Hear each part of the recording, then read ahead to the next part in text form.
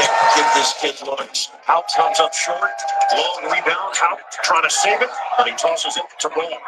All right, here we are. Madness Day 4. Missed the boat on one of these. I didn't realize UConn Florida was starting as early as it was. Just got it going on in the background right now. UConn would have been a play. Yeah, I mean, it's, they're up 18-16 now. So I've missed the boat on this one. What has happened is there was, it was about 70% of the money was on Florida. Over 80% of the sharp money was on Connecticut, but the numbers are at 9.5. If I look at the current line, like the current line's 5.5. So this is one where, when you miss the boat at the beginning, it's kind of hard to get engaged at any point in time. But this is where during the NFL, there was some times where, the line's moving back and forth and it got bigger than the pregame and you should have been on it at that time. So you just sort of get it and then you stick to the side, whatnot. Kind of happened last night with the Bulls and Lakers. Ended up being a game that was played out like that. So anyway, if there's a point to enter it, Florida go on a bit of a run here. I think this will be back and forth. Definitely missed that. That's definitely on me. We do have another game, another big spread. Duke, Baylor. We're looking at 80% of the money, 85% of the tickets on Duke. Yet 90% of the sharp money is on Baylor. So I'm actually going to looking at this.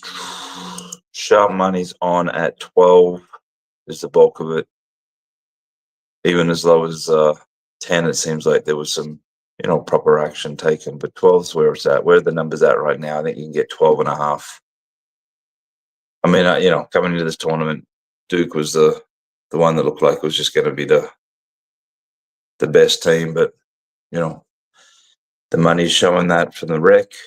It's going the other way from the pro. I know there's a few people got a sweat on Baylor, so 100% Baylor at the plus 12.5 is where I'll end up on this game. Alabama,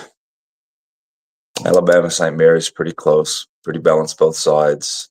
And the same can be said for New Mexico, Michigan State. Totals are well balanced as well. Smaller volume, but nothing standing out. As I've seen the last few days, totals using this methodology hasn't been going so well. Illinois, Kentucky, a later game. It's low volume, but there's significant money on Illinois versus Kentucky. There's another game that's 70% of the money and about 60% of the tickets are on Maryland. Let's just see what numbers. Bulk of it's at -8, but there's some 7.5, some 7. Looks like people bought it down or took alternative lines. But that's like 54% of the sharp money is also on Maryland. So it doesn't play into the theoretics of what we've been looking for, but who knows? That's one that maybe I'll come back later on if it keeps going in this direction and we get some other sharp money on that. But right now, again, the Connecticut, let's see what it is at the timeout. It's back at 7.5. And then we've got Baylor. So I'll probably try and enter the game at some point in this Connecticut. Maybe if Florida get the next bucket or two and just play it in there, play it tight. There's low shooting percentages. Every reason to be trying to get on Connecticut. But Baylor, it fits perfectly into the methodology of what I'm trying to do here to share this information. Heavy on the rec money, one way, heavy on the sharp money the other way. The house needs the sharp.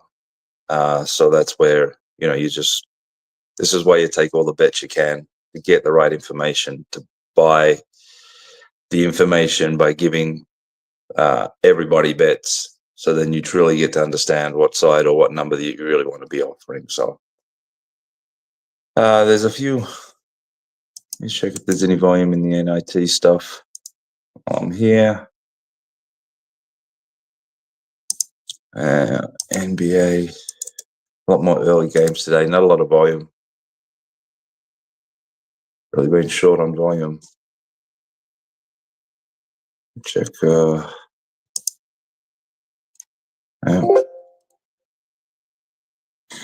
So that's it right now. Cheer in Connecticut. Going to be on Baylor for the next game. And go from there. See if I check back on that Maryland, Colorado State later in the day. Cheers.